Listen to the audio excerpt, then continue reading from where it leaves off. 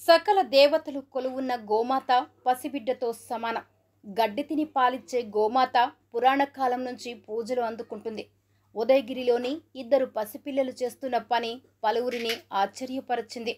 నేటి పిల్లలకు ఇలాంటి అలవాట్లు నేర్పించిన ఆ తల్లిదండ్రులు పలువురికి ఆదర్శప్రాయంగా నిలుస్తున్నారు. విచ్చలవిడిగా పిల్లలకు డబ్బులు ఇస్తూ వాటిని దుర్వినియోగం పరుచుకుంటూ ఎదుగుతున్న పిల్లలు నేడు ఎంతో మందిని చూస్తున్నా.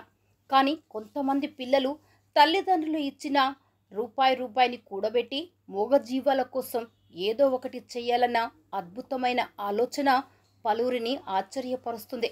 డబ్బులను వారి కిడ్డీ బ్యాంకులో దాచుకుని అనంతరం ఆ డబ్బులను ఉపయోగించి వేసవి కాలంలో మూగజీవాలకు ఉపయోగపడే విధంగా తమ ఇంటి ముందు ఒక చిన్న నీటి తొట్టిని ఏర్పాటు చేసి అందులో నీటిని నింపి మూగజీవాల దాహార్తిని తీరుస్తున్నారు.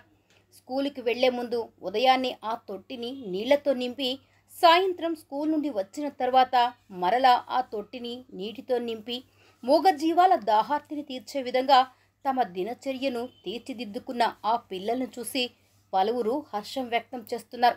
దాహార్తిని తీర్చుకునేందుకు వచ్చే మూగజీవాలకు వాటికి ఆహారంగా కొన్ని ఫలాలను అందిస్తూ వాటిని ప్రేమించడం చూసిన జంతు ప్రేమికులు పిల్లలను అభినందిస్తున్నారు.